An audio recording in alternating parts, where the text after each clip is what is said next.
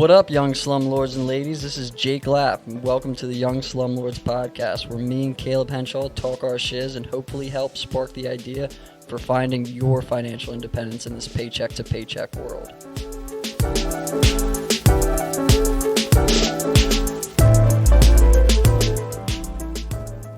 Welcome back, everybody. This is a really cool experience. We're getting to really dive deep into a lot of our circle, guys that we've met through this process, and getting more guests on has been a lot of fun. And this week we got Seth, who I actually met through Bigger Pockets, which we've plugged before. And if you still haven't made a page, like a membership account for it, it's free and it's such a good tool. Whether you're looking for just landlording advice, like I already owned my first property when I was looking up some weird specific landlording question on the internet on Google, and it brought me to the Bigger Pockets forum, where so many questions that you're going to ask are already there. There's already forums in place, and if it's not, you can ask and people respond. So it's a really cool process. But and I definitely recommend when you create your account to do a personal intro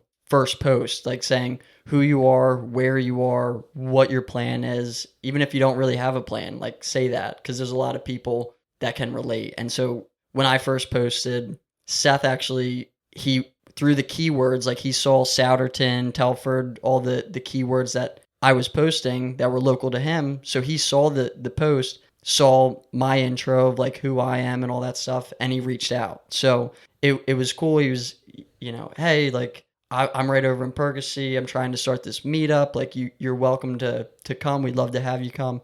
We didn't end up going, but after a couple weeks, or it might have even been months, we had kind of went back and forth with a couple things. I was looking for deals in this area. He was like, hey, I heard of a deal in this area. Then it was cool. We were helping each other out. And so me and Caleb hit him up, and we went out to breakfast and just, talked for a while. And then we were right in town in Sellersville, Percy area. And that's where Seth owns a couple properties. So he was able to walk us through two of his properties that are in the middle of rehab. So there's no tenants in, and we were able to see the work that he's been doing and ask all these questions. And we hung out all day. It was really cool for, being strangers, but super cool guy. Definitely a lot of interesting stuff. He's doing some things a bit different than how me and Caleb are. And it's just really exciting. So, I want to introduce Seth and kind of started off with asking how did you get into real estate? What was that pivotal moment that you're okay, I think this is what I want to be doing. Mm-hmm.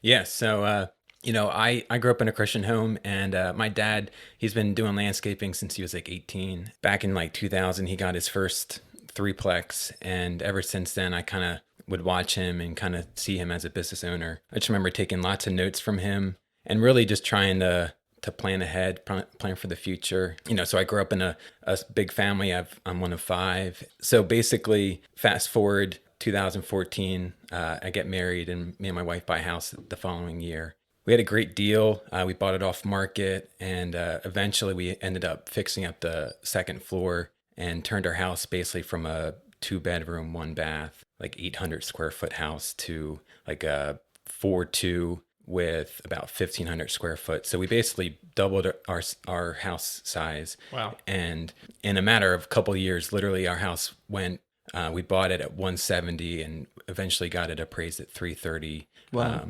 December 2020. How much money did you put into getting that, converting from doubling the value, doubling the size and everything? How much did that rehab cost? Yeah. So it's hard because we cash flowed it. So it's basically whatever money we had sitting around, it was all into that. Right. Back into the bucket.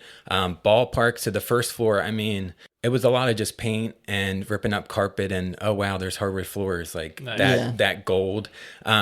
So we probably, if I had to say the first couple months, we basically put in, $5,000 or $10,000 just the first floor, fixing that up, redoing the bathroom and the kitchen. We put in cabinets, and then basically the second floor, I would say we probably ended up all in for 25, 30,000. That's awesome. We had to add AC units. We had to rework ductwork. We had to add a bathroom, and a lot of that stuff we kind of did in phases, and we did it a lot, by ourselves. And really in that time, that was where I learned like that I really love to do that kind of stuff. Yeah. The value of doing it by yourself and learning that, but also building my network of contractors and basically learning, okay, you got to do plumbing first, then you do this, then you do electrical, all that kind of stuff, the process that you had to figure out doing construction. So we kind of learned that process. So then fast forward, oh man, I was going to say, before you jump ahead, I was going to Sure. ask, you had mentioned that you got the property off market. I was curious how that came across. How did you get that deal originally? Yeah, actually, that's a perfect question. And that is such a good segue kind of into just my makeup and how I kind of came across a lot of these deals. So one day it was in the winter, we're plowing this property. And I remember we're in this person's driveway. And I remember asking my dad, like, whatever happened to this person? Because I could tell it was totally vacant. And he told me that she passed away. So what I ended up doing, all he had was like an address. And I was like, dude, I'm not just like gonna wait 3 days to figure this out. I'm gonna look some stuff up online. And I basically found the guy's number, called him out of the blue, like first cold call. And, obviously had a connection with my dad. We had been doing, property maintenance there. So basically able to call him out of the blue, make a connection right on the spot. And actually we went and looked at the property, and believe it or not, when we first looked at the property, we were like, nah, we're good. Like it was kind of like cut up. So it's a Cape Cod. So when you don't finish the second floor, Cape Cod basically has like 4 rooms, and a lot of them were kind of like broken into a kitchen, a family room, a small bedroom, and a larger bedroom. And that was it. And so what we ended up doing after we kind of came back to it, and actually my dad literally said to me, if you don't buy that house, you're an idiot. And so I was like, all right, well, good call. So we went in, did the whole fixer upper, tore down a wall, put up a land beam, and opened up the whole kitchen. So now the kitchen and the family room are, opened up to each other. So yeah, just calling him, and literally it was all off market. Yeah, that's a rare find. Yeah, my title First company. phone call. Yeah, my title company handled everything. It was like, no offense to realtors, especially you, Jake. For me, it's just perfect opportunity for him to get maximum value. Yeah. Not having to pay a realtor, and for us to be able basically to not have to compete with other people in that Right. market. And that, in 2015, things were still kind of out of our price range. So we saw that opportunity to get into a house that we could afford, that we could, that there was, what do you call it? Basically being able to fix up a portion of it to add value. Sure. I think like the odds of all that occurring at the same time is like you got struck by lightning twice. Like you think about it, your first cold call, your first deal, and then it doubled in value after rehabbing it. Like that's unheard of. Like most people spend months cold calling before they get one single deal. You just walked up to a house, be like, I think that would work. Make a phone call, goes through, you get the house, you do some rehab, learn on the job, and then now it praises for double. That's crazy. Like And the odds on how old were you at this point? You said you and your wife had just gotten married. Was there any kids in the picture yet? We had just had our first daughter, which I'll go into a little bit more detail later. She was like a couple months old at the time, and I just gotten married in 2014. I was 28, so I was probably like 29, 28 in 6 months or whatever. And yeah, you're right, Caleb. That was like a huge blessing, like to be able to get this house and basically have that opportunity to add value in that house and to kind of really set us up for success later in the future. I mean, it was huge, big time. Absolutely. Can you walk us through like the actual process of like, okay, I found someone off market that's willing to sell me their house. Like, what's that process? Like, do you submit an offer? Is it like I'm on the call, you're on the phone with them, like, hey, I'd give you 160. I'll take 170. Okay. Or like, are you working with an attorney? Or you like, how does that whole process, getting a loan, getting all the stuff in escrow, like how does that all work on an off market deal? Yeah, so I would say it depends on a case by case. If the person has a connection with the lawyer, if a person has a connection with a realtor, even if the realtor just gave them As a transaction. transaction, Yeah. you know, it depends. And for me, it was a benefit. I have a huge unfair advantage. My title company is a licensed realtor. Okay. So, I can literally Can go. you plug them? Oh yeah, absolutely. So her name's Barbara Wise. She's in Percy. She's literally been doing it for 60 years. Wow. Amazing, amazing woman. She'll talk to you for an hour and answer any questions you have. She's an amazing woman. She's literally been there every single deal. So huge, huge shout out to her. If people are looking for her, if they like Google her name, would they find it, or is it a company name? Yeah, How does company is Pensbury Abstract, right in Percy. It should definitely come up. And there's probably a number of other ways. Like I said, you could use a lawyer or an attorney, whatever's in your network. Just ask around. And really, what's crazy is my wife even said this the other day. Like, anyone can get a purchase agreement together. All you really need is two people that come to an agreement and then someone as a witness to sign it. And that's official. Like, Right. People don't really realize that. Right. Because when you buy a house, there's so much paperwork. It's really overwhelming. Like, even, doing my first deal as the realtor, like, I'm figuring out all the paperwork, but it's like anybody could do this. Mm-hmm. And like the transaction we talked about, like, for a second, we glossed over, like, you can use a realtor as just like a transaction employee. And like, so what that means is, like, instead of paying 3% or 2.5% to the buyer's agent, to the seller's agent, it's like a flat couple $100 fee that that a realtor would charge to just do the paperwork. They're not helping on anything else. So just like for everyone listening, that's kind of that process. But so you already had that relationship with Barbara, or you've got this deal and then started calling around? Yeah, so I had the deal, and my dad's been using Barbara for years. Okay. So it was like, I just hopped on his bandwagon. Sure.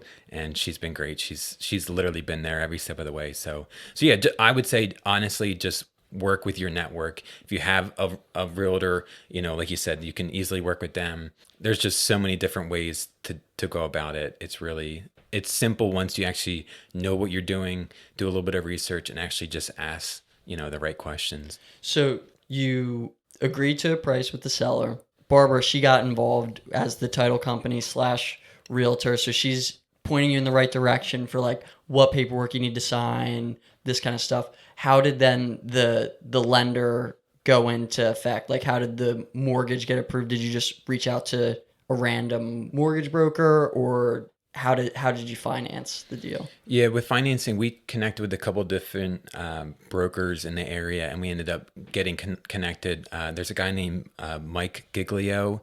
He's with Allied Mortgage. He's been our broker basically since day one. Great guy, him and his brother, awesome dudes. So basically, yeah, we just went and kind of shopped around. We found them, and they're the best. I really, I love those guys. Basically, just trying to figure out how to get the deal. At the time, I was self-employed. My wife was self-employed, so we actually ended up going and have a co-signer with her parents. So, okay. Where there's a will, there's a way. Just trying to get that deal done. And it was a huge blessing that they were willing to do that. So for your first time home buyer, did you use an FHA? Did you do conventional 20% down? Did you put 5% down? How did that? Yeah, that was an FHA. Nice. Yeah. What's crazy about that deal, not to cut you off, Caleb, but we actually got paid to clean out the house. That was like one of the things that we offered to them. Yeah. Super appealing. Yeah. One of my dad and I, as landscapers, we a lot of times will end up helping fix up houses. It's another thing we offer. And then when we see houses like that, we say, hey, that's a service that we offer. So we actually got paid to clean the house out, found a lot of really cool decor and old furniture and stuff. And then actually rolled that money right back into the house. Did the lamb beam open concept for the kitchen. So it was awesome. So that FHA, Jake and I are both interested in doing those ourselves, like for our next deals, like for more expensive multifamilies. And like, I'm curious how the process is like compared, like you've done conventional loans as well. Like how does that work compared to the FHA? Like, is it much more of a complicated process, or is it not too different for you as the buyer? For me, it wasn't really that much different. There's maybe a little bit more criteria, a little bit more paperwork, but really it was the first, house that we bought. So I didn't really know any different. Right. To me, anytime you're going through financing, it's almost always complicated. There's always stuff. There's always stuff that you have to figure out. Getting the bank, all the documents in a timely manner, and communicating with them effectively. It's always difficult. Definitely. Yeah, there's so much paperwork. Every single when they lay down that stack of papers when you're signing the deal over, like when you're going through the purchase, like it just blows me away seeing how much paper that they have ready for you to sign. So that's awesome. The other question I wanted to ask was, when you went through the initial rehab process of this house, did you start doing it all yourself, or how far did you go through before you got outside help in the process of that? We did a lot of it by ourselves. My dad, like I said, he's been doing landscaping contracting since he was 18. So we did a lot of ourselves. We obviously did the wall renovation with the beam with a contractor, because that's major stuff. So no, we just kind of bootstrapped it. We just kind of just figured it out. Nice. Yeah. Yeah. We're all about just figuring it out. YouTube it. is the best. So that's an awesome first deal. At this point, are you is your mindset I'm building wealth, real estate's the way to go? Or was this we just got married, we bought our forever house, and then there's a next step? Or was this already kind of part of the plan? Yeah, so it always was a part of the plan. It was always just kind of pacing myself, so we rehabbed the first floor, kind of got it move-in ready. And with that being 2015, it wasn't till 2018 that we did the second floor, because that was a lot of moving parts as far as getting ductwork moved. We had to put in a dormer, we had to run plumbing, so that it kind of took a lot of time and money and effort to get that to that point. But it was always my goal to basically kind of get some sweat equity to put into real estate at some point. So then because this is one of the cool parts of your story, you built all this sweat equity into your first house, and then how did you use it? Mm-hmm. Then you pulled from it to start on these next deals, but how was that process? How did you actually, okay, we're done our renovations, let's was it let's get it appraised, let's see how much it's worth, and then go from there? Or how did kind of that next step happen? Yeah, so we went to a local credit union, and we were going to get just a regular home equity line of credit. And I kind of jumped the gun a little bit. I basically thought that our house would appraise at a certain amount, around 275 at the time. And it came back only at 230. And the hard part was I had already committed to a deal, and we can get into that in a second, on auction.com. And what was hard is I basically kind of banked on literally getting a little bit more money from our HELOC and kind of already committed to a property. And here I'm thinking I was going to get, at least 25,000 in equity from our house. Sure. The bank came back and said, oh, based off our numbers and our appraisal, there's not really much equity to lend on, because they lend at a certain loan to value. Yeah. Normally at least 20%. Yeah.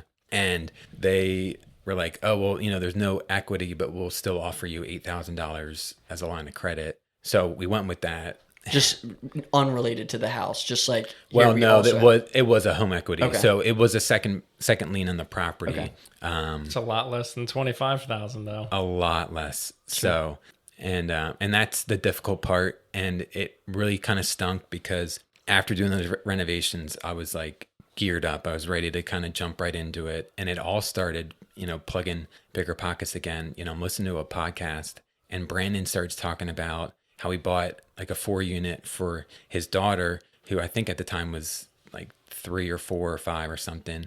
And he said he's going to put it on payment schedules that it would be paid off when she was 18. And at the time, my daughter was 3, and I was like, all right, let's do this. And Brandon, every once in a while he'll do a 90-day challenge. So I got into that. I got all hyped up. I'm looking at properties. I'm trying to find them. I'm trying to compete on market. I go and look at a property. There's not much equity. It could have been a good burr. I'm looking at other properties very similar to the house we bought. I was looking at one for like 130 in Sellersville, and my realtor at the time sees another guy looking at the house and basically turns to me and whispers, "Oh, see that guy? He's probably going to buy this with cash at 130." And I'm like, "What the heck, dude? Like, this is in my price range, and now I can't, because it's such a low price range, I can't compete with the market." And that was a mindset, and it's one of those things where I could have competed if I set myself up to be competitive. Sure. So what we ended up doing is I went on auction.com. I saw this deal in Sellersville and I fell in love with it, which is a huge, huge problem, like major red flag. But I kept watching this property and it kept going back for sale and no one was jumping on it. And I ran the numbers and I'm like, what the heck? Like the numbers are solid. Like, yeah, there's a lot to go into it. What ended up being the hard part was I didn't realize how difficult it would be. It was a property that the former owner was still in. Ooh. You had to get them out yourself. The bank basically sold it as an occupied property. And here I'm thinking, okay, this will be 30, 60 days max, maybe 90. I had the deed. It was just one of those things that, I didn't really anticipate how difficult it would get. Before I even got to that stage, here I am. I had the bid. I won it. I'm like freaking out. What did you win it at? I won it at 128. Okay. Which is a great deal because that was our price range. That's where we kind of wanted to be at. But on auction, you can't finance those deals, right? You needed hard money to. Yeah. Okay. Yeah. So it was one of those. Brandon Turner talks a lot about like ready, fire, aim. I don't know if you've ever heard of that phrase. Literally, like jumping out of a plane, building your parachute on the way down. Like I think that is so important. Facing your fear. Like my encouragement to anyone, like.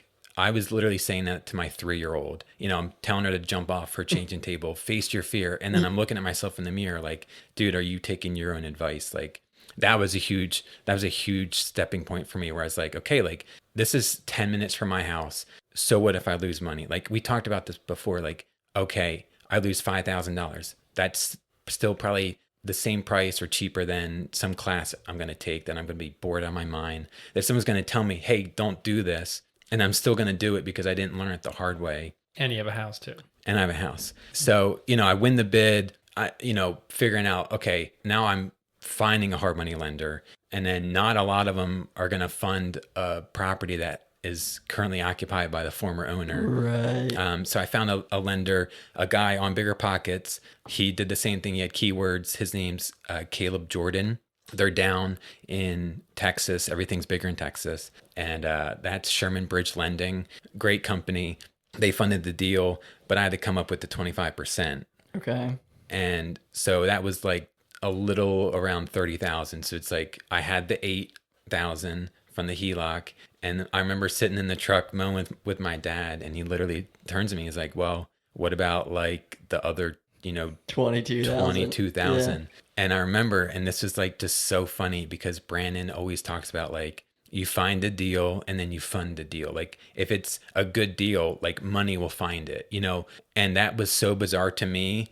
And I just had to kind of like keep believing that if this is a good deal and the numbers work, which they sort of did, that a lender's going to lend on it. So I find the Harmony lender, they end up saying, oh, you need to buy this property in an LLC. So I quick set up an LLC. I stall as much as I can with the lender and with auction.com. I stall like literally till like the ninth hour or whatever. And basically my LLC documents came in at like 4:30 and I had to submit them at 5. So it was like really just one of those like, It worked out. Just figuring it out and just getting it done. So you had a hard money lender willing to loan 75%.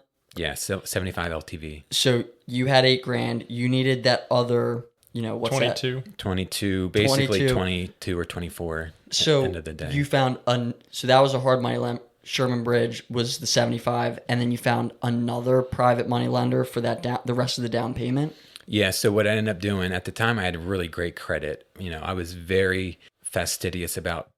Fastidious, yeah. Love that. Managing our money, paying our bills on time, and basically built my credit up to like 850, which is basically as high as it can go. Yeah. And so at the time you could basically go to another bank or another credit union and just get lines of credit. And I just would go to any bank I could and just pick, a little bit here and there. And what I ended up doing, I got like $5,000 from Citadel, which is a newer bank in the area. And then I ended up going with Marcus by Goldman Sachs, and I got like 15,000 from them. But that was, at a higher interest rate. But at that point, it was like, I didn't really care because at the time I thought I was only going to be paying that money, 3-6 months, maybe 9. Right. So I was under the impression that for the down payment, you can't have another loan for the down payment money. Is that just through banks and like residential lenders?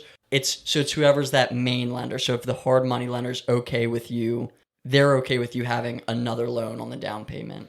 Yeah, it was just a unsecured loan. So it wasn't secured against the property. It wasn't even secured against my personal property. It was just an unsecured loan based off of my credit. Okay. Do you remember what the interest rate was for that, like the big loan where you had The big loan was 12%. And then the little loans? The little loan, the 5,000 was like 5.99, and my HELOC was, I think it's like 4 3/4. So it's like, it's cheap money in regard of like, having that as, having access to that. Sure. Especially when the game is, this Monopoly game that you play of, okay, well, I'm going to borrow 3% or I'm going to borrow 10% or whatever. And if you're able to convert that money and make it into 12-15%, it's kind of this game of, well, I'm only playing this game short term. And I thought I was only playing it short term, and we'll get into that. Yeah.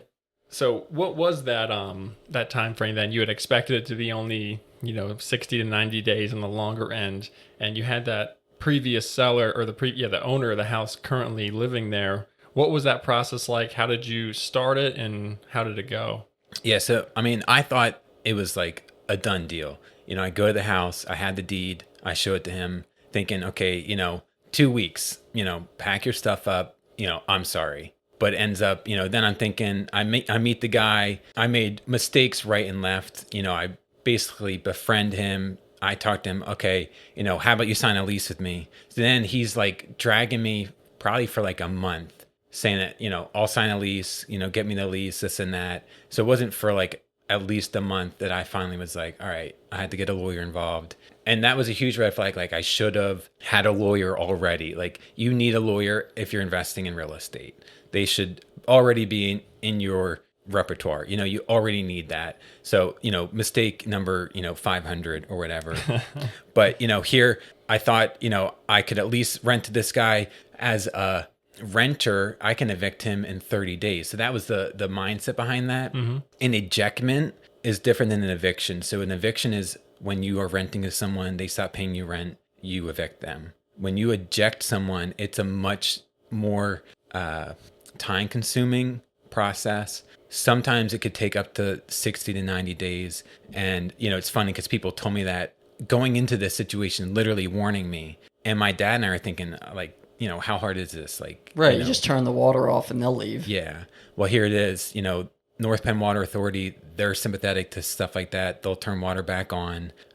Neighbors are sympathetic. They'll let people use hoses. They'll run wires. This guy was literally living in his house for a number of years without like general utilities, living there, basically homeless. He didn't have heat. He basically had like a wall-mounted gas furnace that he ran every once in a while. So long story short, here I'm thinking, okay, I get this guy to sign a lease. I can get him out in 30 days max. So it just turns into this brutal, like absolutely brutal situation. And we get lawyers involved. And here, I have a lawyer. He goes to my church. Massive help with this whole situation. This guy finds a lawyer off the internet, and you go on this lawyer's website, literally he tells these people, hey, if someone bought your house in foreclosure, I can buy you 60 to 90 days. Oh my He literally says that on his website. What? That's the worst guy. Yeah. So, I mean, it's one of those, to each his own. That's pretty slimy to say the least. Yeah. That's crazy. So what I thought would take maybe max 3 months ended up taking, closer to 5 months. And here we are. It was, November. I had already been paying this hard money loan. I'd already been paying all these other loans I've had. Where's that money coming from to make these payments? Just from your job? Just from jobs and, just bootstrapping throughout Yeah. the summer. And I mean, it's a great question because a lot of it was just like, I don't know where this is money's going to come from. Like the whole process, it's kind of like just figure it out and you just have to survive. And for me, the process of figuring out my why, like figuring out, okay, my daughter's about to turn 4. And now what I thought was going to be a 15-year payment schedule for this apartment, now it's going to be 14 years. So it's like, I'm losing time, I'm losing money, and I'm losing patience. So we basically end up doing like a cash for keys deal, which I offered him from day one and he turned it down. And I literally should have showed up there with a wad of cash and been like, this is yours, like sign here, done deal, saved What was myself. that cost out of pocket for cash for keys? I offered him $5,000 day one and he turned it down. Wow. What? Then we get down to business 5 months later and I offered him $2,000. And then there was a lot of other stuff that went on and somehow it got up to back up to 5 because it was like he wanted 60 days and I wanted him out in 30. So it was like, all right, well, pay me more money and I'll get out sooner. What was funny is I ended up having him pay all the water that he used throughout the summer because I turned the water back on in an act of good conscience because I think someone should be able to use water. And I basically subtracted all those utilities that he was screwing me over and, he walked away with a little bit less money. But what's interesting looking back at the whole situation, like I said, focusing on my why of like, I'm going to have a cash flowing apartment and that's what's going to happen. And nothing's going to stop that. This is how I was going to pay for my daughter's college. And for me, going to college and spending thousands of dollars and having to pay those loans back, because newsflash, like those loans don't disappear. Like even if the government pays for them, someone else pays for them, like somewhere down the road.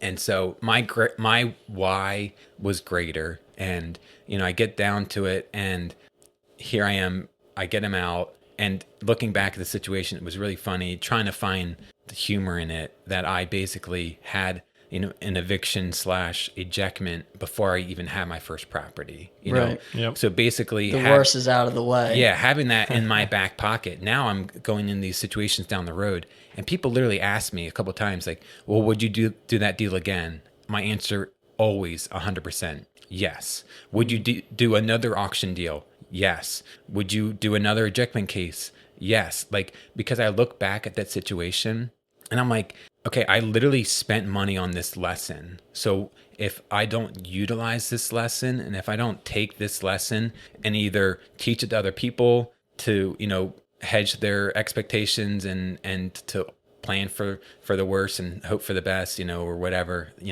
I took that lesson and I will intentionally go into properties like this in the future, because if I don't, then all that was for naught, And that whole process, I felt like I really needed to learn a lot of lessons, a lot of humility, a lot of, sometimes going a little bit slower and being a little bit more capitalized and a little bit more wise and knowledge filled, it kind of helps pay for itself. But looking back, I wouldn't exchange it for the world, because it really, I felt like the whole time I was in an incubator, I felt like I was just kind of biding my time. And I felt like there was just this fire that was smoldering. And at some point when I got out of that situation, I was going to fan that into flame and basically set myself up for greater success. Yeah. So, one of those things that I definitely wanted to share about, there's this emotional cycle of change.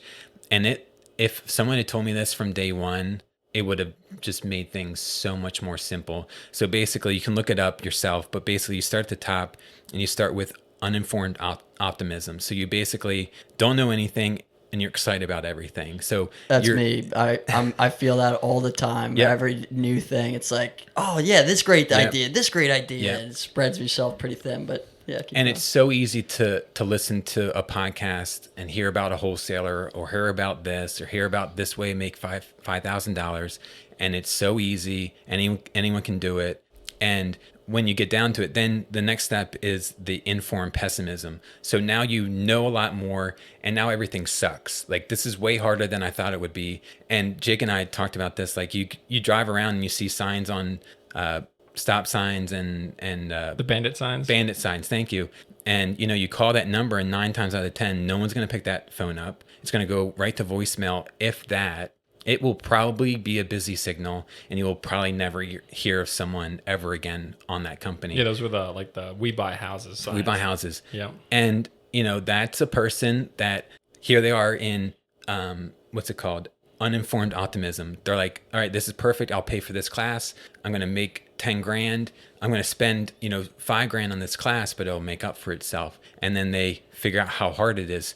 They send out postcards. No one calls them back. Newsflash, like no one is going to call you on a postcard. Like very rarely will you get a call on a postcard. My thing is writing handwritten notes, and even better, go door knock, go talk to someone in person, network, like be different. Like don't be that white noise. Because if you're using the same, this is my thing too. If you're using the same list as everyone else, you're going to get lost in that white noise. No one's going to call you, and you're going to be in this cycle forever. And until you finally break out of that, and this was the 90-day challenge for me of getting through this cycle, because I had no other choice. And I jumped out of this plane. I had no other choice but to succeed. And looking back, it was so funny because I basically looked back and said, okay, well, every single situation and decision I had to make, I was like, okay, well, I'm already losing money. I might as well do one more week. I'm already losing money. I might as well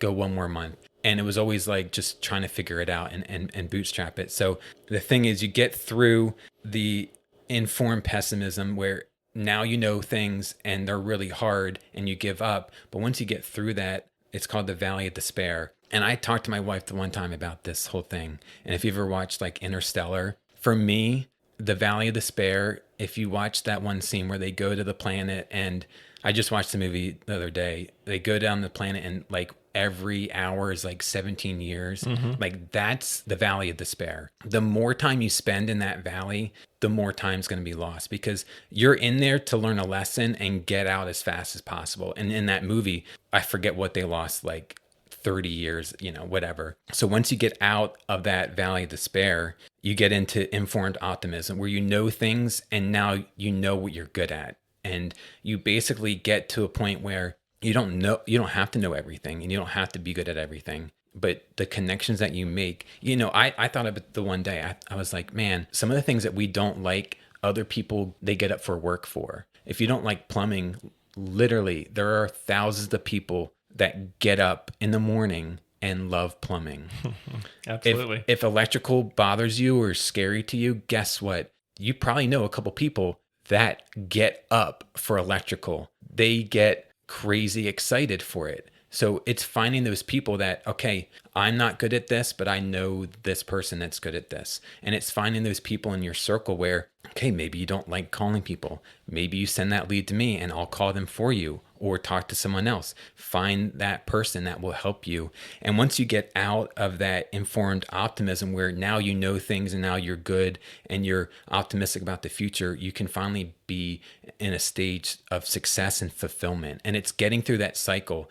And Jason Capital, he kind of made this video up on TikTok. You can look him up, and really explained it really well. But it's just, if I knew this from day one, it would have set me up for so much more success. Of the faster you get out of the Valley of Despair, the faster you will be on to success and be able to really, know yourself better, Yeah, that's awesome. Like, do you think you were stuck in that valley during the whole process with that like ejection? Oh, yeah. And then the turning point for you, I'm guessing, is when you finally got that person out of the building, correct? Yeah. So, I mean, it felt like months and months until we finally got an agreement, got a cash for keys deal. And literally what was ironic about the whole situation is he got out like a couple days before my daughter turned 4. So here I go in, I clean the house out. He left it a wreck, obviously. Mm-hmm.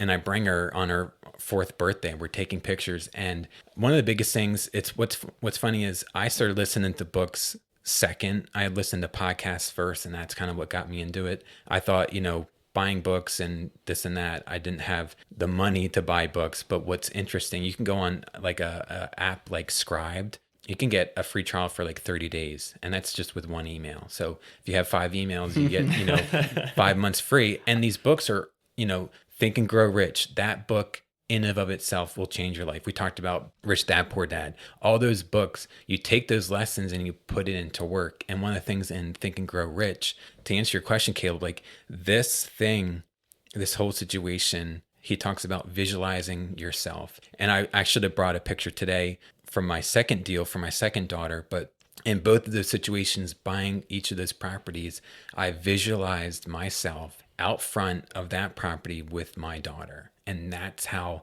I got through that situation. That visualization of your success fuels you to push through that. So even though, month 2, 3, and 4, there was no light at the end of the tunnel. I had no idea when I was going to be over this. I was going through extreme measures at that point where it was, I was already striving to begin with, but to have them out. And now the key part was, we're in this situation where we have this apartment, we're ready to do rehab, and we are toast. We have no more money. Like, we had no money going into the 5-month process. And that's what is really key. If you're getting into real estate, and if you're getting into, a business or being an entrepreneur, like they talk about this, Dave Ramsey talks about this every day, set up that 6-month reserve. Well, mine was done in like 1 week, like that 6-month reserve was spent. And they say to have that set up for a reason, because there was stuff that I didn't foresee. When you set aside money, they talk about the 70% rule. Well, part of that 30% that you should have in cash for these unforeseen circumstances, whether or not you are going to run into a situation with a squatter, you may run into a situation where, there's no heat in this house, which is the same thing I ran into that property, or another property where, wow, there's all knob and tube, and I didn't know this, because you either A, didn't really do a full inspection because you bought it at such a low price that it kind of like, buy as is. Mm-hmm. You have to set up yourself for success. And part of that is saving that money and being in a position where you can handle a setback with electrical, with plumbing, or whatever, So of course, like in hindsight, or, thinking about deals and like what you should do, it's like, yeah, the more money you have, the easier all this real estate stuff is going to be. Mm-hmm. But like, you did it. So like, you had no money. Now you have this rehab ahead of you. Like, what did you do? So basically at that point, it was like, trying to just bootstrap it again, figure out, okay, how do I get someone in here to help me do these renovations? How do I, put renovation costs on a credit card? And again, think, okay, this is only going to be, a month or two. And again, we'll get into that because the story keeps going. Just trying to get it done, paint the walls, put the trim, get a renter in, and be done. And we got it done, in about 3 months, which is fast for us. So what, that you're 8 months now of paying your hard money back, like you're making those payments, you're putting the rehab costs, like scrounging up credit card debt, like wherever you can pull money from, you're just making it through those 8 months. Yep. Odd jobs, whatever it took, just doing anything to make a buck, to try and pay for stuff. And it seems like you're trying to race a marathon like it's a quarter mile. You're just gunning it to make to the next step. You get there and you realize that you got to do it again and again and again, like over and over again. And just all these challenges come up, but you've always found a way to like figure out how to get the right answer to it, how to fix the problem.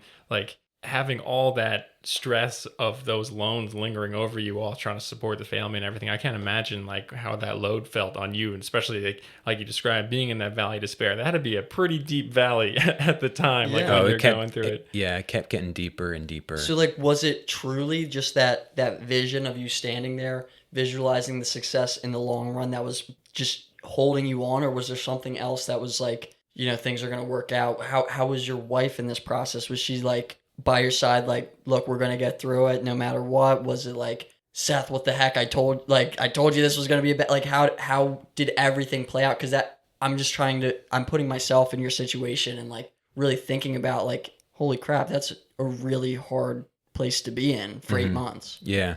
Yeah, it was hard. And, number one, it was my faith in God. That's what really kept me going. It was the support system. Number one being my wife, number two being my dad. He was there helping. He was right along, side with me. But it was even before I got into real estate, and I'm thinking about doing it and looking into these deals and different stuff. My wife was the support. Like from day one, she literally turned to me, and it was so funny because I remember it so vividly. She's like, I don't care if we go bankrupt. Like, it's fine. Like, literally just like being uber supportive and basically saying it doesn't matter if we fail because we have a system around us right now where we are going to be able to pick ourselves back up. She's a business owner. She's been there. I'm trying to build my own business. I'm trying to, figure that whole thing out. So to hear that from day one and to basically know that we were almost there, like we were paying our mortgage just barely. And then on top of all these other high interest loans, it was crazy. And I still don't know how we did it because, the sad part was when you mix, and this is kind of a good lesson to learn for people in the future, because I've heard these warnings when you mix your primary residence, such as a HELOC, with an investment property, you're playing a dangerous game. Yeah, if the investment property goes south, you're losing your house. You lose two properties. Right. And at the time, even if I had gotten the guy out and I sold the property for whatever we owed on it, I could have, jumped ship. But I felt like at that point I'd fought so hard for that property, I'm going to stick it. So this whole time, you did have somewhat of an out. You don't want to, of course, like just make no money on it. You don't want to just break even. But in the back of your mind that whole time, you're like, well, I could just sell it for maybe even a little more than I bought it because I bought it with a squatter, knowing there was a squatter. Like I might be able to get a little more with him out anyway. Yeah, and really, to me, I'm in the long game, and I just felt like for all that I went through, making 5 or 10 grand wasn't worth it. I was in the long game. Like I'm here to have a property that's paid off in 15 years.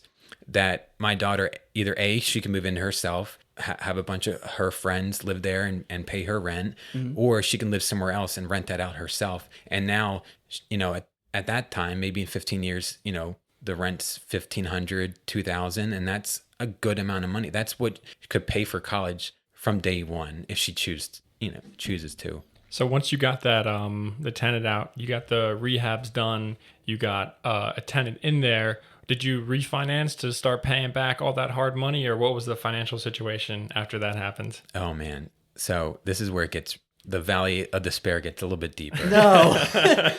Oh no. So we get it rented in February. We actually rented it. This is what was really hard. We rented it before we even finished it. This is, the epitome of me of jumping out of a plane and figuring out. So we were like, okay, let's sign a lease. We'll get you in, just give us some time to finish the renovations. And they had to be in February 1st. So we put them in February 1st. We're still painting.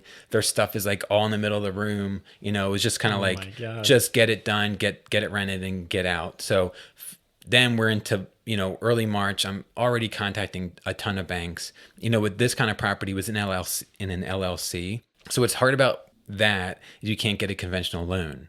Oh no. But if you have 20% equity, you still can't? Not through an LLC. Conventionals for residential, correct? Yeah. So you had to find the right bank. And a lot of these banks are portfolio lenders. They're going to basically lend this money on their own book and not sell it to Fannie Mae and all those other big banks. So they can write their own rules. Number one, the first bank I was working with, Harleysville Savings, they're a great bank. They have a great program. Yeah. You can get 80% LTV at a very great rate. They're a little bit higher FICO score requirement. And I found another bank, Hatboro Federal Savings. They had a 75% LTV for a little bit lower rate. And that's loan to value if you don't know the acronym. Yeah, loan to value. And the difference, so Hatboro, they'll lend at whatever. Like it's a case by case. I wouldn't say whatever, but they'll lend to you depending on your score. Whereas Harleysville is you have to meet that criteria. Yeah, you have to, or else they won't give you anything. Yeah, it was like a 680 score.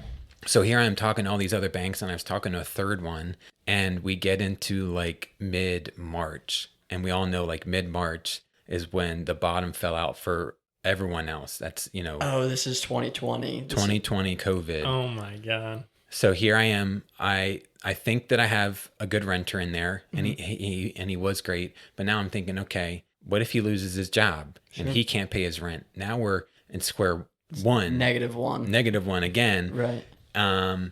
Do I have to evict him? Do I have to do this? Do I have to do that? And here I'm thinking, not this again. Like, seriously. So I contact him. He was a mechanic. Sure, there was a lot less work there, but he was a manager, so he's able to carry his rent. So that was the good news. But here I am going to different banks, and the first bank I went to, they get this COVID news, and a bunch of people and places are shutting down, and they were like, "Oh yeah, we're not lending anymore." And I'm like, "Are you kidding me?" So then I went back to another bank. "Oh, your credit score is too low." Then I go to another bank, and it's like, you didn't make enough in 2019. Your debt service coverage and all this other stuff isn't high enough. So we go from March trying to refinance.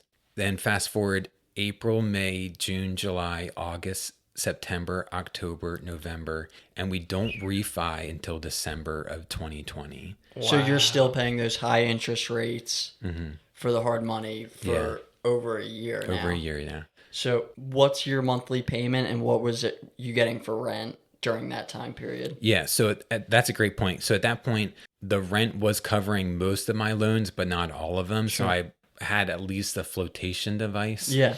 The rents were $1,750 a month, and I was basically paying like a little over $1,800 for all my loans. So that's great. So it was a wash. So I'm surviving. Yeah. You're not like raking in anything. Yeah. But you're going towards ownership. You're not going to lose the house. Yeah. Okay. Yeah. The hardest part was, and here's really where it boiled down to, a lot of those hard money loans, they're great, but there's a time frame. You usually can only lend that money for a year. So that was August 2020. So then we go into September, October, November, and they're kind of like, "Hey, where's my money?" But I'm sure you weren't alone in this process. They lent out to a lot of people who are also not able to get financing because of all the COVID stuff. So like you're not alone in that. Yeah, I wasn't alone, and they were very generous. What happens after a year with that loan, they'll end up saying, "Okay, there's already fine print in your paperwork that says after a year, it's going to re-up." And I think at the time, and it was a great loan. I was in at 8.75 with like 1.5 of the whole loan. And I think it got bumped all the way up to like 14%. So it's like after the year expired, it went up to 14%. Yeah. Okay. And so, at the time they're like, the government's giving money here and there, and that's kind of like keeping us afloat. We're getting by. But it wasn't until, like I said, mid-December that we finally refinanced that. So how did that go? So what's crazy about that, and I say this with 2020 vision, haha, but here we are throughout the summer, because of the pandemic, because of the scarcity of houses, the values shot up like crazy. So the one bank I was working with, Hatboro, they said, "Okay, we'll do this, but we have to refinance your primary." Okay. We were in a 15-year. Here I'm trying to basically pay my house off when I'm 47. Sure. But again, they look at the numbers, are like, "Hey, there's not enough wiggle room. We have to refinance this." So the benefit was we did a cash out refi in our primary. We cashed out over $70,000 in our primary. Awesome. Then we did cash out refi. And you're now switching from 15 to 30 during 15 to 30, yeah. So it was your interest rate going down? Our interest rate went down. Yeah. It got our $70,000, and that was, perfect, because then we were able to pay off some of these other, unsecured loans and stuff. And then we did a cash out refi on the rental and got out almost 50. So here we are, like, basically all of them are refied. We're back into standard bank financing, which is the greatest thing ever. The rates are great. Everything was really perfect, and we're able to basically pay, we had about $50,000 in all of our debts, that we had to pay off to kind of recoup our loan. Sure. and our credit scores and stuff like that. So, I mean, it was a long and crazy road. Yeah. And to know that like there was a light at the end of the tunnel, and that it was going to not only satisfy all of our loans, but basically set us up for success going into 2021. Yeah, so you walked away with a pretty decent lump of change there after that. You said 70 and 50, and you only had how much in debt to pay back? You said 50 to pay back? Yeah, probably over 50, but it's kind of like a lot of it we kind of paid down through over the year, or we didn't have to pay, we still have our HELOC. We didn't have to pay that back yet. Different loans that we didn't necessarily have to pay back. But yeah, once we paid off some of, the bank basically says, hey, we'll give you this money. You have to close this account. So we'll pay it off and you can't lend that money anymore. Or, hey, we'll pay this off and we'll keep it open and you can borrow this money. A lot of times they'll just say, hey, you have to pay off this credit card, this credit card, this credit card to really, that's kind of like they make a stipulation when you're doing that. So did your credit take a pretty big hit from that whole process of? Yeah, huge dump. So I'm up at 850 2 years ago, and it was below 650, which is kind of like the bare minimum for these banks to be lending. And so now that we finally got these loans paid down and we're building our credit back up, and what's great is about every 25 months you get an inquiry. Every time you ask for money, it's an inquiry, and it's a dink on your credit. But every 25 months that gets expunged, that gets taken off. So we're getting there this summer. About like 12 inquiries are going to be off my report. Nice. So we're back up above 700, which is where banks want you to be. And we're it's going to be a gradual climb back up to 850, and to basically be able to be in the same position I was 2 years ago, where I have great credit, I'm bankable. I can go to a bank literally with just a credit score and say, hey, I want this money. I've shown that I've been able to pay this before, and be able to leverage that. How did your rental end up after that cash out refi? Were you still profitable on it, or was the new mortgage higher than the rent you were getting in? So the new mortgage, I just looked at it the other day. The new mortgage on that property is like $1,220, and the rent is $1,750. Wow! And I only pay about $50 a month in sewer and trash, give or take. So we're basically right around 500 cash flow each month. That's great. Yeah, which is like double, what normally you want to be around the 200, 300 range, and to be up around 500 is really, perfect. Sure. So you refinanced your house, got 70 grand back. How did that affect your mortgage payment on your primary residence? Yeah. So what's crazy is our mortgage payment during that whole time for the 15-year was like right around 2,000. And when we refinance, our primary, I think, is closer to like 1,600. Okay. So basically between the rental and our primary, we basically have like almost $1,000 Extra money. Yeah. From this whole process. From this money. Yeah. You paid your loans back. Did you have any extra cash all said and done after refinancing on both properties, paying off all your debts? Yeah, we probably walked away with about 70.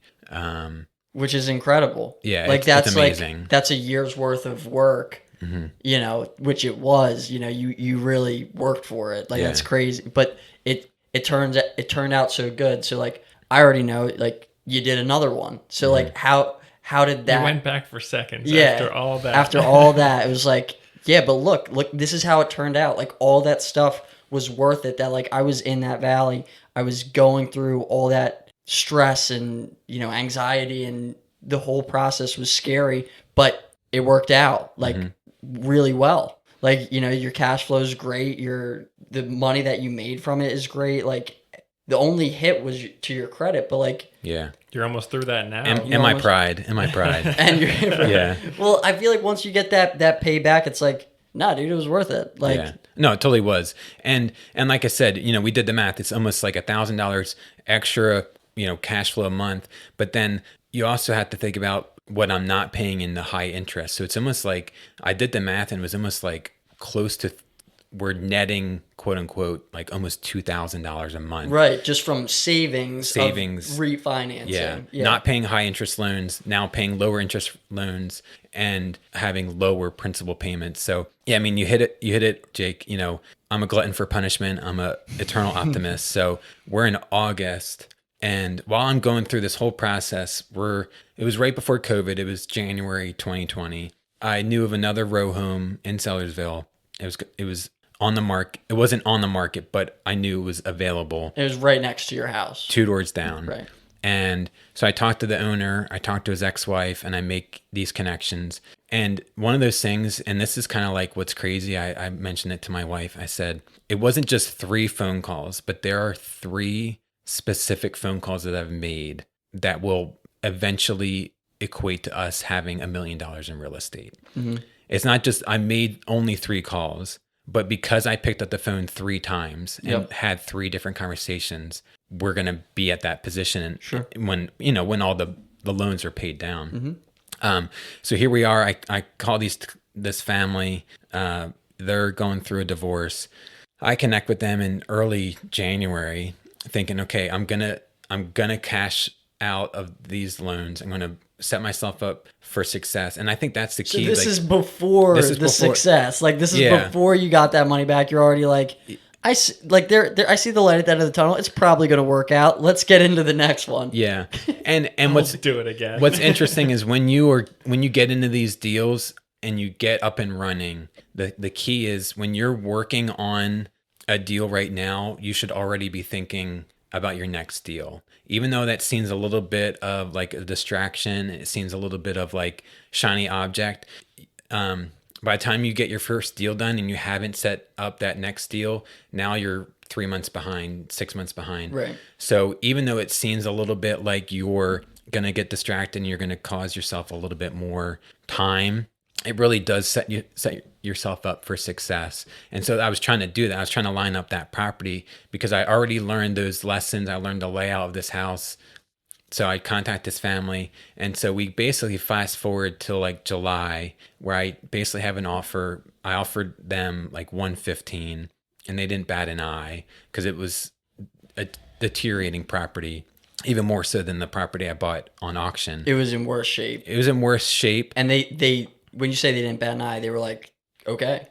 They didn't bat an eye because here's the thing. At that time in the summer, people were trying to buy houses and compete in the market. And this individual kept trying to compete on the market. And they had this property that they had with a mortgage. And so it was a contingency. So anytime over the summer, houses are flying off the market, even today, lasting a couple of days. They knew that they had to sell this property quickly. So I made a cash offer and I could close whenever. Which again, like you made a cash offer, but you didn't have the cash. Like you're setting up hard money as like your cash. Like it's not. So like just for people listening, it's like, how do people just have, 200,000? Like I'm competing in the market for a house right now and it's, people are offering cash. How? Like is everyone millionaires? Do they all just have all this cash sitting around? But no, like you secured that relationship with the hard money guys. You knew that like you'd be able to go through that same process again. Mm-hmm. And so you can offer cash. Yeah. Because it's not contingent on finding financing. You already found it. Exactly. And the key was at that point, the seller had a realtor just as a representative. She called me literally like on a Monday and said, can you close by Friday? And I said, yes. Again, have no idea how we're going to do that. And this is coming fresh off of crazy, man. Fresh off of a vacation. I picked up, Matt Faircloth has a great book, Raising Private Capital. I literally read, I think, I'm not even joking, like 44 pages and was like, all right, I don't really have time to read the rest of this book. I understand the concept and I just made a couple phone calls and I made those connections. And I came off of vacation. The realtor says, close by Friday. I said yes. And I immediately just made, another 10 calls trying to figure out a way. Because at that point, I wasn't going to be able to do hard money because hard money, you need a certain amount of down money. I didn't have that because I'm still waiting for this refi, right. Still hoping for the best. And the hard part was, they need at least 10 days and I'm working in like 4, So Matt Faircloth in his book, he talks about there's probably people in your network that you just don't know. And, a typical term is like the millionaire next door. They don't drive a fancy car. They don't wear fancy clothes. They are a millionaire. They either have $1 million net worth or they have access to money themselves. So the key is, for me, at that point, I knew I had to find something like that. I had to find someone that had this money that, at the time, banks are lending, a portion here and there, and they're also paying, pennies for, money that you have in the bank. Right. And, to go up to someone and say, hey, the bank is offering you, for Pennies. CD. Yeah. Yeah. For CD. I'll give you a little bit more than that. Yeah. I'll give you 10% more than that. Right. Like, that really speaks volumes. Sure. So it's a huge win-win when you basically now can go to that person and say, hey, rather than me going to some other dude and you going to a bank and getting nothing, how about why don't you be the bank? Yeah. And like, instead of looking at it as like, because at first the way that I saw that was, you're begging for money. Mm-hmm. But the reality is you're offering a great opportunity to those people. Like it's like you said, a win-win. And that's, I'm still kind of wrapping my head around that because it feels in the time when you're asking someone like, hey, can you give me money? It's like, no, can I give you an opportunity? Like and you were so experienced with like being under the knife of all those banks and hard money lenders at the time. Like you literally still hadn't paid it off yet. Like just the fact that you went and asked for more money on top of it is crazy. Like you made it happen though. And did he like know the situation? Does he know real estate at all? Or did you just like make the proposal and like show him the deal, or how did that unfold?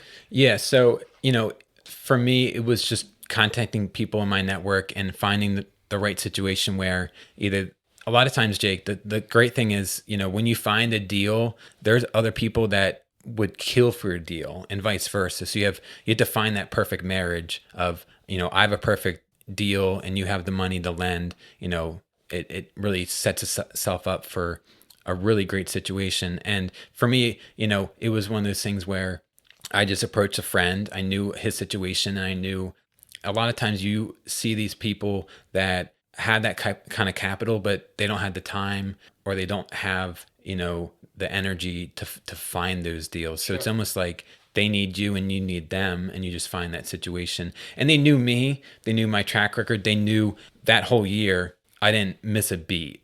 I was drowning half the time, but I still made it through it. The light was at the end of the tunnel. I was talking to banks. I had a bank agreement. It was just a matter of closing and banks going through their paperwork, which takes forever. And really with COVID, it took another 2 or 3 weeks for their paperwork. It took time with title. There's just so many moving parts. So it was a huge blessing. I like that strategy though, planning out your deals ahead of time, like planning a few moves ahead. So like as soon as you were done, like you didn't have that like lag time of like, all right, now what do I do with all my time? Like the weight was lifted off my chest. Like you just kept the pedal on the floor and just kept revving it and went right to the next deal. So once you got that money from the person in your network, did you just go back to your original hard money lenders, or what was the next financing step? For that deal or for the next deal? For that deal where you got that money from the person in your network after the one you were just talking about. Mm-hmm. Yeah, so for that deal, they funded the whole purchase price. They funded all the rehab costs, and it was just all rolled into the whole thing. And what's great, you look at the risk with that, the risk and reward, here, me or anyone else that gets into that situation, they do the rehab, they fix this property up and make it worth way more than you bought it for. If I don't pay, when you break it down to these lenders that might not know the situation or might not be very comfortable with it, you get to the end, and if I didn't pay, they had this property that's now fixed up. It's worth a ton more than they lent it on. If they lend you 120 and you just put in 30, but now a bank appraises it, they appraise that first property that I fixed up, the first row home, for 240, and I bought it for 130. So when you're buying these properties at a 15%, loan to value, there's a lot of spread for them to make their money back and more. So that's why these banks, like I always joke, like, whose house is bigger, yours or Wells Fargo? Mm-hmm. Oh, do you have a stadium? Like SoFi Stadium just built like a $2 billion stadium in California. is your house as big as that or not? Okay, well, that's because they're lending money at a percentage over Right. time. Of course. It's this game. And so you go to these people and you say, these banks are making money off their money. That's rich dad, poor dad, rule number one. The rich don't work for money. Their money works for them. And that's the game you got to play. And again, you got to find the person in the right position where they have the money, but they don't necessarily have the time, but they're interested. They want to get into that and they want to make money off their money. And, it's a perfect situation where I proved my worth. I proved my mettle in the other situation 2 doors up. And, I was able to kind of say, hey, this is what I did. Here's how I succeeded. And I know I will succeed in this property because I already did this. I already proved myself. So that like millionaire next door, he financed the whole thing pretty much. He didn't just like give you the down payment for hard money. He was the hard money, like the whole amount. Yeah. How did you he was structure everything. that relationship? Yeah, so at that point I went with a lawyer. I went back with the lawyer that helped me with the cash for keys. He set the whole deal. It was perfect. Again, working inside your network, and you write up a mortgage and you write up a note, and it's all. So you're giving him is a promissory note that you're going to pay. Yeah. His money back. But how was it structured? Like, were you paying interest every month? Were you making a payment every month? Or was it like, hey, in 1 year, I'm going to give you this much money? Like, how exactly did you structure it? Yeah, so loan structured for a year. So we set up it as he'll fund the purchase, and then I'll just draw on the rehab. So I'll basically, it's very similar to like a lot of the loans that you guys did where you put in money in a property and then you go to a bank. This is like with like a 2 or 3K loan. You say, hey, here's the work we did, and then the bank pays that. So similarly, I keep records of everything, receipts, everything. So, but you needed to personally pay for it and then show a receipt. Yeah, or I just say, hey, I did this. Can you use a quote as the same thing? Like if a contractor gives you a quote, bring the quote over, and then you're not using your own money? I just use my money in temporary, just, someone has to get paid and I'll just reimburse myself. And the situation I have, it's very rare, but I just say, hey, here's what we did. It's very hands off. It's just kind of like very trustworthy of, we did drywall, this and that. And I did, I worked a week of my time, and here's, I had to pay my own bills. I had to kind of keep myself afloat. And so it's just, literally a Venmo transaction or a text saying, hey, we did this. And we all keep track through Google Docs. I keep track of everything that I've done, all the money going in and out. My wife helped me even set up the algorithm where the one space has an algorithm that it'll multiply that by the loan amount, the interest rate. And then right below it, that's my monthly payment to him. And it's always this. So in real time, like, okay, I pulled 10,000 this month. I owed you 90 more. So now it's 100,000. So now my interest or my payments going from 10% of 90,000 to 10% of 100,000. Yeah. And what's interesting is, that's sweet. Excel's a lot of fun once you learn it, man. So say that the loan's due on the 20th. Well, on the day that the loan's due, I say, hey, for this next month, I need this amount for the rehab that we did. So what's interesting about that transaction is, my payment says $2,000 a month to him, but then he writes me a check for whatever I just asked him for. Yeah. So it's just this weird situation where 8,000's coming into you, but 2,000's going back to him for last month. Yep. And you have to just do it out of a paper trail, and it basically, like, rather than subtracting and adding and this and that, it seems kind of weird, but it's like, here's your payment, and then I'm going to ask for this amount of rehab costs for the next month. And so it's structured for a year. And what was really huge, again, I don't know how I really found myself in these situations, but I think it's just making those phone calls. And what's really crazy about the second deal, I had someone fund the purchase and the rehab, but I also had someone fund the closing costs. So separate person. So I go into this deal, $0 of my own money. Wow. Zero cost for the rehab. Like, you're not tied. I mean, you're tied for it. You're Yeah. good for it, but Yeah. none of your own money went into it. Yeah. And again, you find a person that has money to lend, that is interested in real estate and interested in getting into that, but isn't satisfied with, the 2 or 3% that they're getting from a bank. So you find that person again. And that's what's crazy. I'm looking throughout the summer. I literally do drive for dollars almost every day with my dad. We do landscaping. I see properties all day, every day. And one of the other things I see is at the end of their driveway, while all these stimmy checks, the stimulus checks are coming, I see boxes and boxes for TVs, for this, brand new thing, or this, whatever. And what's crazy, and this is not to brag, I just really want to make this abundantly clear. While people are buying TVs, I'm buying properties for less than what they just paid for their TV. Right. And, we had these conversations, and we love Rich Dad Poor Dad, talking about a liability and talking about an asset. And it's really not that hard. Like, when you break it down into very simple terms, it's a little bit it's easier said than done. But when I see these people buying TVs, I'm like, you're about to lose your house.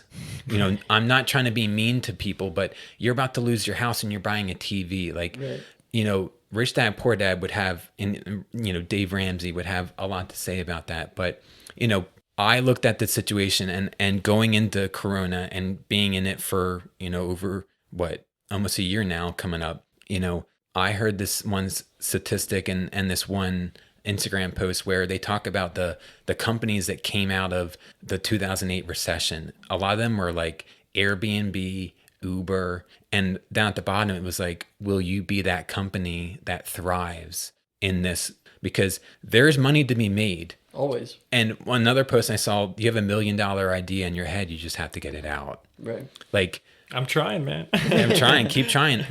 And here's the thing. I heard this on the podcast. David Green talked about, the bigger the problem you solve, the bigger the solution and the bigger the payoff. So here I am mowing grass, and no offense to me or any other person that's mowing grass.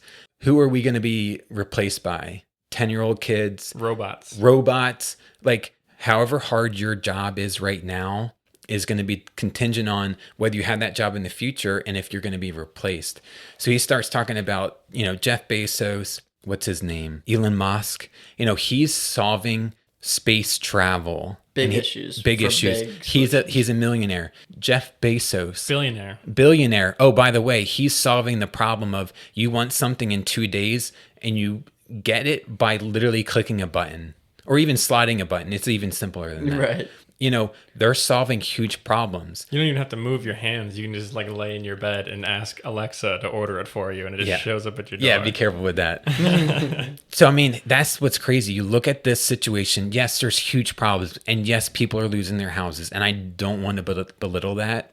But there is potential. Like these restaurants and these companies that are taking advantage of this, you look at, the PPE people, they're making bank. They're literally making millions of dollars off these situations. And you have to set yourself up to be successful. Think of a problem right now that could be solved. And, my wife and I love watching Shark Tank. How often do you see like stay-at-home moms be like, oh, I hated when this happened, so I just made something. And now, we're going to sell this company for $1 million. Like, figure out a solution to a problem and then go to Shark Tank. Like hundreds and hundreds of stories of people figuring out something and making money off of it. It's really not that simple. And when you bring it down to real estate, here you have problems, people losing their houses, people can't afford a mortgage or they don't have credit to buy a house. So now you are going to set yourself up where now, you can't afford a house, maybe I'll lend you money and I'll be your bank. Oh, you can't be qualified for a mortgage because of your credit score. Oh, we'll do lease option. There's so many ways to capitalize on these situations that you just have to be smarter than everyone else. And like what you're doing, you're taking these cheaper houses, like compared to some of the other larger properties that are really run down, fixing them up with all the resources you have available to you, and then just increasing the pool of rentals in the area, which in our area is pretty shy. If you go on like rent.com or something, or apartments.com, there's not a lot of places available, and there are a lot of people looking. So that's a current problem we have in our area, and you're solving it piece by piece with each one. So I'm sure everyone has that specific thing that bothers them, that if you can find a solution for it, maybe worth a lot of money. Oh yeah, for sure. For like a lot of people that have been reaching out to me from the podcast, like friends and stuff, like it's like, dude, this market's so hot. Like, what the heck? What I keep saying and what I'll keep saying is like, go back in that list of multifamilies. Go back to, what's been listed for 6 months. Why aren't they touching it? There's a problem. Figure out the solution. If you can be that solution to that problem, that's how you can capitalize. That's your ticket, it's your ticket exactly. right there. Yeah. And this specific property that I purchased with cash, if they really wanted to, they probably could have made a lot more money listing it. But because I got in there before that, and we'll get into the next property I got, because I was able to set myself up where, even though we're in a competitive market, you put yourself in a position where now you can close on a property quickly, and they'd rather have, the whole thing of a bird in hand is worth two in the bush. Like, they'd rather just know, okay, I'm going to close on this property with a little less money than gamble on it being on the market. Because who knows, like, when you take a property to market, it opens up a whole heck of stuff. You guys talked about inspections. You talked about so many other regulations. Flood insurance, this and that. Like, there's no end to that. So when you go off market, sure, they're going to make less money, but you got to sell yourself. You got to be in a position where you convince them that the guarantee cash right now with no contingencies is better than hope and a prayer putting on the market. And like what your situation was, they called you and say, can you close by Friday? That'll never happen on an MLS listing. Yeah. Like, you have like a minimum month, 15 days if you got people lined up with money ready to go. But close by Friday, no chance. But you were there with the money. You made it happen. So that's awesome. Set yourself up. So now, how's this one going? Like, you're towards the end. Like, how's it looking? Like, what do you think it's going to appraise at? All that kind of good stuff. Yeah, all the details. So we just got drywall done. It's all sanded. So we're getting ready for paint, trim, all the finishes. So we're probably like a month out, probably getting ready to, get a little sneak peek on Facebook, that it's going to be rentable soon. So with that one, we're all in with all the rehab. It'll probably be around 150, maybe 155, depending on the finishes. And it'll appraise, Lord willing, and if everything holds, for about 250. It's a little bit bigger than my first one. It's actually the end unit, so you get a little bit like larger square footage. So there's probably like 1,900 square foot there, and so they'll probably appraise it right around 250. So we'll pay off the 150, and then they'll do the 80% LTV, 75%. So if I do 75, we're talking, we could walk away, with 50, 60,000 at the end to kind of roll into the next deal. And that's the game. When you talk about BRRRR, like, that's the game you play. You get it stabilized, you get it rented, you take out equity. And while you're renting it and rehabbing it, you're lining up that next deal. Even though you're not at the finish line, you don't have everything figured out yet, and you're not there. I talked to a buddy, he told me this, if you play this game, you have to play it right, and you got to line up that next deal while you're doing the rehab, because you'll finish the rehab, you get it rented, and now you're 3 months behind, So are you able to roll that over? Like, you're taking this profit from the cash out refinance. I know, like, when you sell a house, you can do 1031 exchange into the next property. Can you like get those tax benefits without selling the house? Yeah, no, that's a great question. So without selling the house as a rental, it's just such a fun, again, this is a game. So the game is, with a rental, it depreciates in value like any other building that you have, but they tax your rent differently because it's passive. You don't physically work for this money. So it's called passive income, and they'll tax it differently than if you went and sold a property, or you went and, flipped burgers, or or cut someone's lawn. Is that considered capital gains versus income tax, or is that a whole different class? Yeah, so income tax, like the income I make off of rent, that's going to be taxed differently. And then the capital gains is what you have to pay taxes on after you sell a property. Gotcha. Me, my friend joked like, oh, the buy and hold king. Like, I just don't see the need in selling anything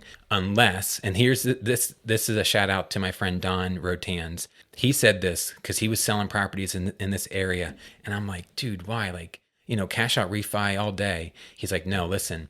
He said, I'm selling the properties up here. I'm cashing in big. I'm exiting high, and he's rolling his money down in Florida in a colder market. So he's going from a hot market, capitalizing everything up here, and he's rolling that down into Florida. And I'm like, that just blew my mind, because he's getting both sides. He's getting the best value up here. Who knows, with Corona and all that stuff, like how long it's going to hold. But the market down in Florida is a little bit colder, so he's kind of like able to leverage his money a little bit better. Yeah. So yeah, with that, so when you go to cash out refi, it's free money. Like, yes, you worked on it, and yes, it's you have to pay it back, obviously, but it's all covered by your rents. So that money, you don't pay capital gains. It's all equity off the property. And, you could go and buy a boat. You can do whatever you want with it. I, would strongly recommend not buying a boat or buying liabilities like a car, but, turn that money and roll it into assets and continue to play that game. It's a dangerous game. Yes. I mean, the thing is, though, especially right now, the rental market's strong. It's going to hold for a while, because people that are affected right now are not going to be able to buy houses, and they probably won't be able to buy houses for a while until they start saving up. And so the rental market's going to hold. We're not sure about, the stock market and all that other stuff with the market in general, if houses are going to hold in value, but it's kind of a wait and see. The rental's definitely stronger than, the housing market. It's totally different game, and people always disassociate or combine them. They're like, well, you're a landlord. Like, if the house goes down in value, you're losing money. It's like, no, as long as the tenants are paying the rent, it's the same thing. It doesn't affect us. Yeah. It affects at the purchase. With the long-term play, especially like short-term dips in the market when you're talking 30 years of holding a property, are meaningless in the grand scheme of things. Because if you check those tax records of every time that house was sold over the past like 50, 60 years, and you see each individual sale, it just goes up, up, up, up, and up in value. Mm-hmm. And there's been recessions during that time period, but it's still sold for more. So it's just short-term little dips. So if you're buying and holding them long-term, it's a pretty rock solid strategy. And so now you have this place almost wrapped up, and you said you had lined up your next deal already. So what is the one you're currently working on now and lining up for after this one's finished up? Yeah, so surprise, surprise, it's another off market.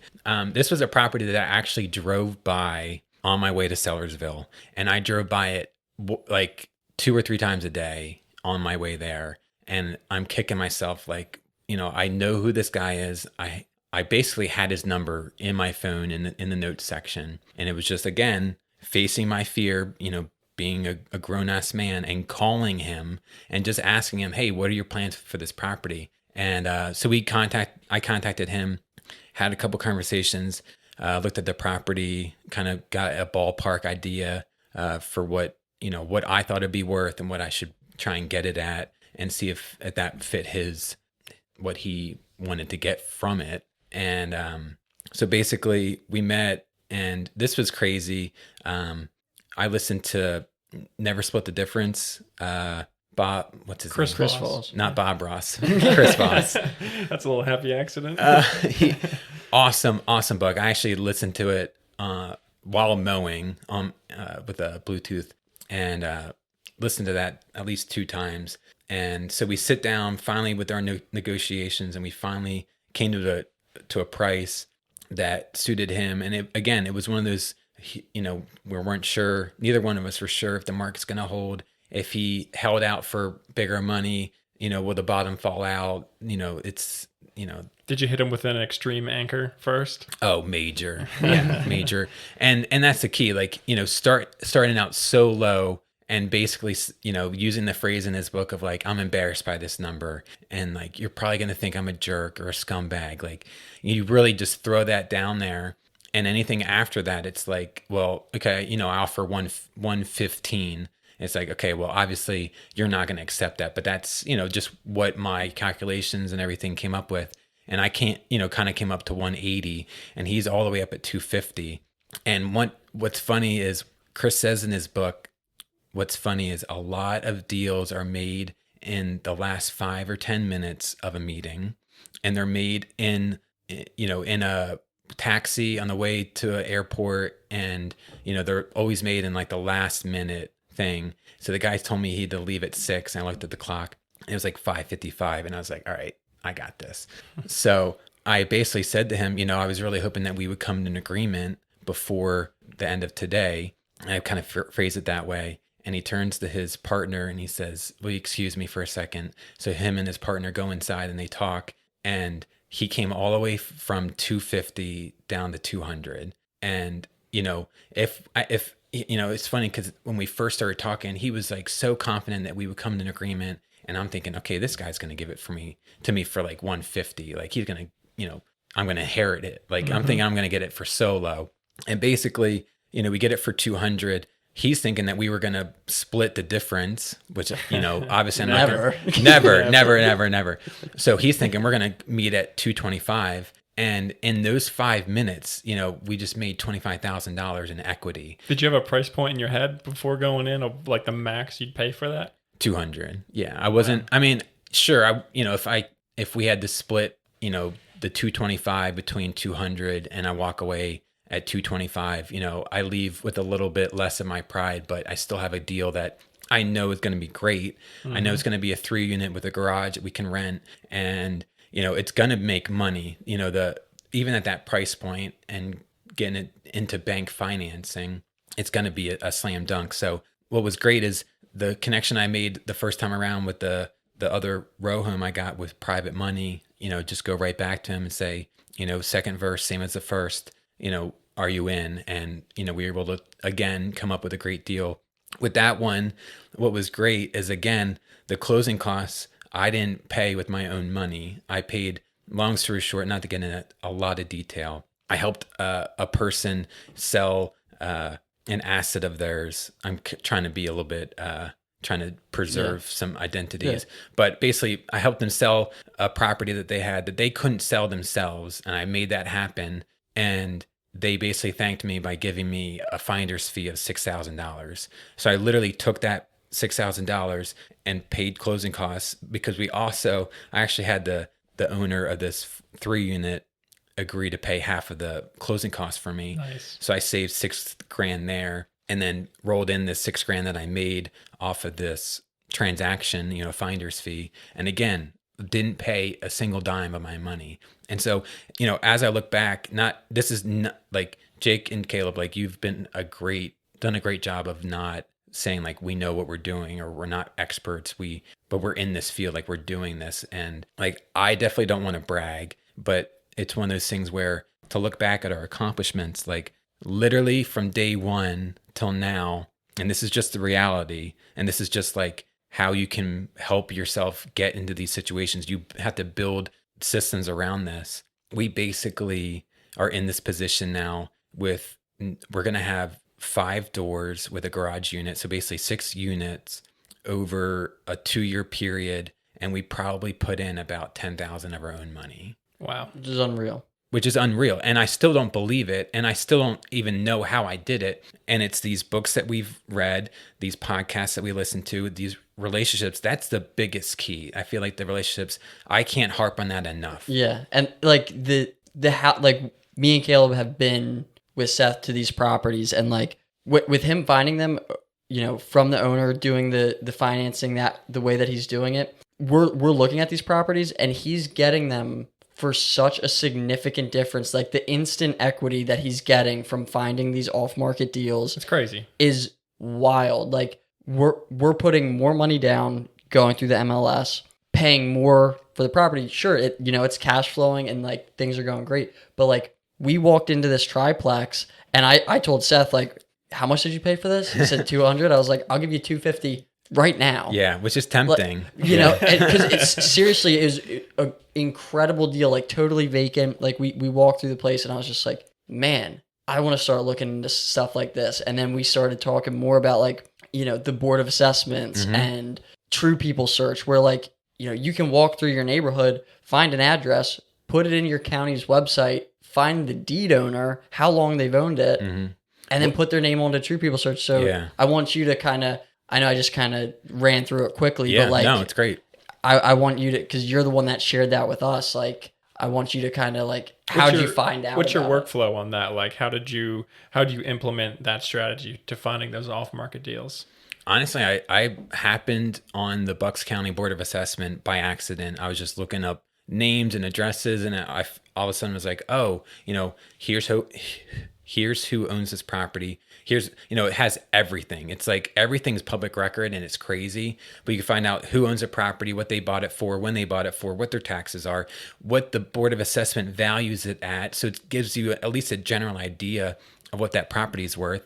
You can basically get everything, and you end up being able to find, okay, you know, this property, yes, it's, you know, 203 Main Street, but actually it's owned by, you know, 151 Green Street. So you find these owners, and really, like we kind of mentioned this before, but you got to set yourself apart from the white noise. You got to either cold call, you got to write letters, you got to basically be different than everyone else to really make a difference, especially in Bucks County. It was so funny. I went to breakfast with a dude 2 years ago.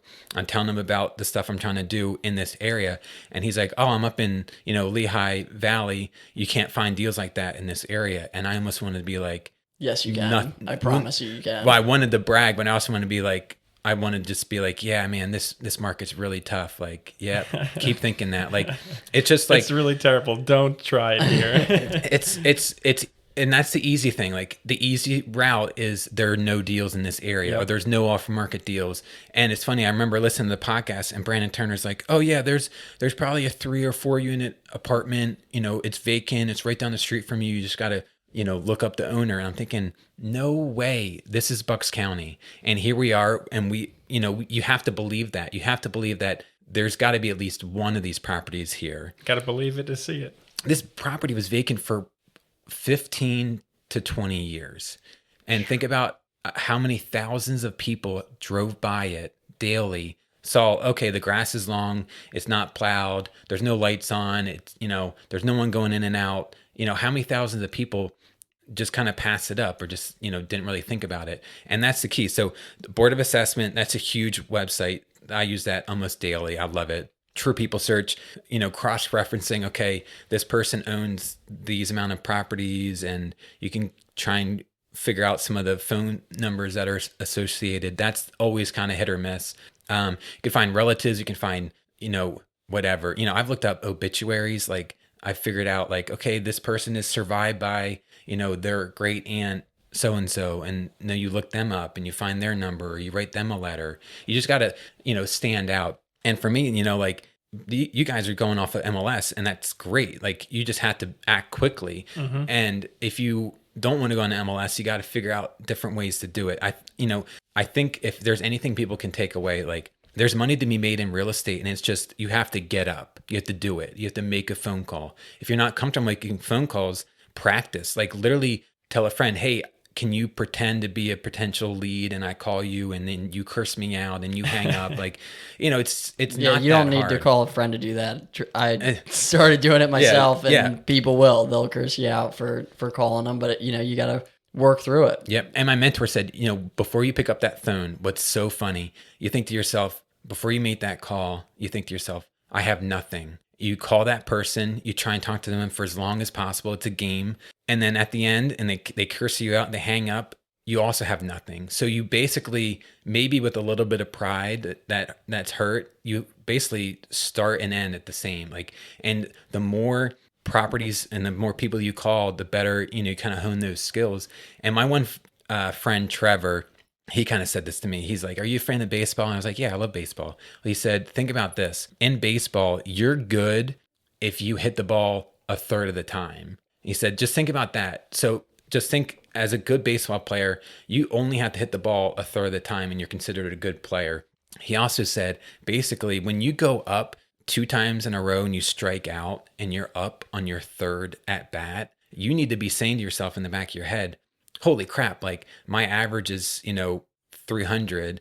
I'm due for a hit. So the more reps you get, the more you get up to the plate, the greater your rate of success. Yeah, it sucks striking out, and it sucks, doing fly balls or grounding out. But you gotta, pick yourself up. You gotta just continue to persevere.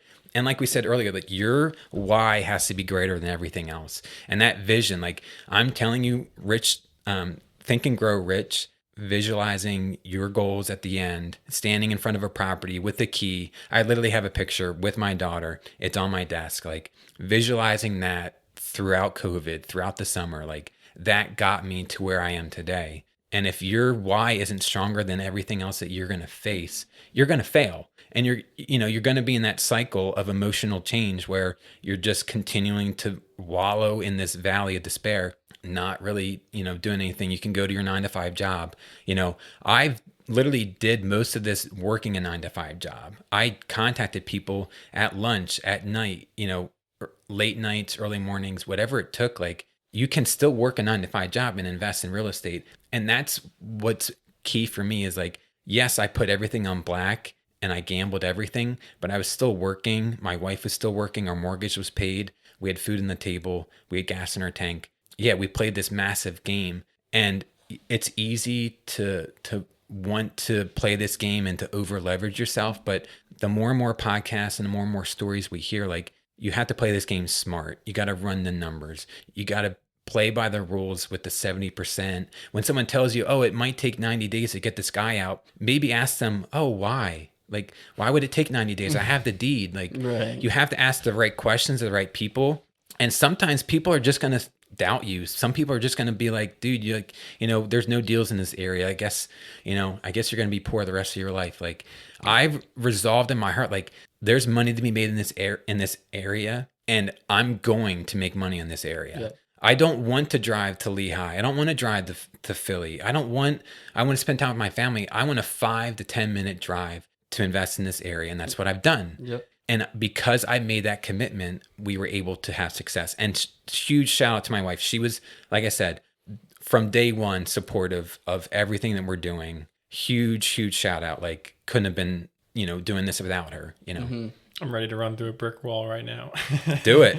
I mean, and that's the thing, like listen to podcasts, check out, check it, Jake and Caleb's stories, listen to other podcasts, read books. It's one of those things where, some people, there's that saying, like some people, what's the saying? Help me out here. Some people say, I hate this. You gave it like one more extra word. We could I know. probably help you out. It's like some people say, what do they say? What do they say? What do they say? What do they say? Oh my gosh.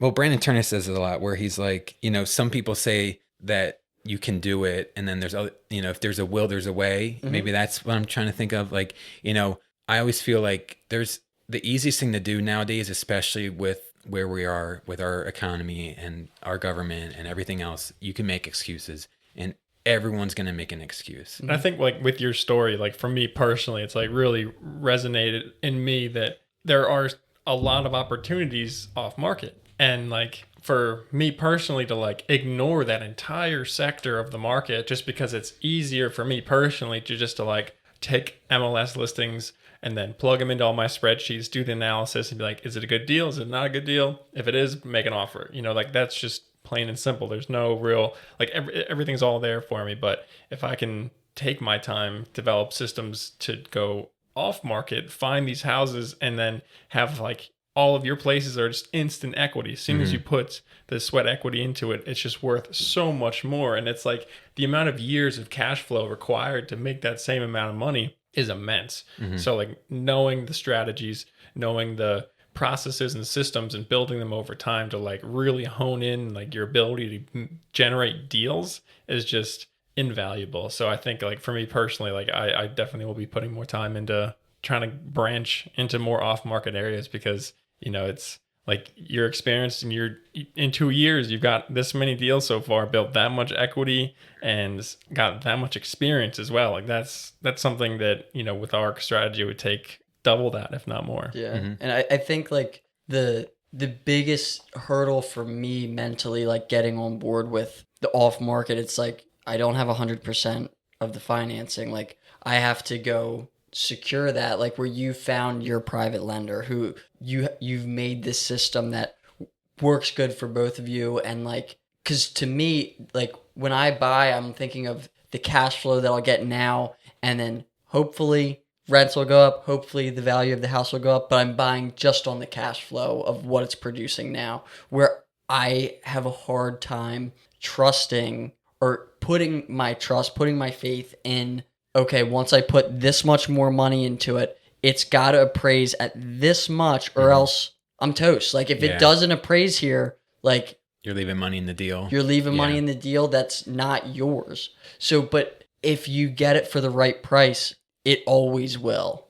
So like being able to run those numbers and start like, okay, now if I really, reverse engineer how the appraisals happen and like, okay, I'm going to get this much money for stainless steel appliances. I'm going to get this much money for this type of flooring. I'm going to get this much for a fenced in backyard, and going off of that, now I can guarantee, or at least get pretty close to guaranteeing that I'm gonna appraise at this amount and this number. And now, it's such a inspiring thing. It's like I really want an off market deal. I want to keep doing these cold calls that I've been doing and like get into that. So like with all this that we've been talking about, for someone that's listening, for someone like me, who wants to do an off market deal, for someone who wants to get into a deal with none of their own money, like what would you say besides or like even you can include like a certain book or like a certain podcast or something, but like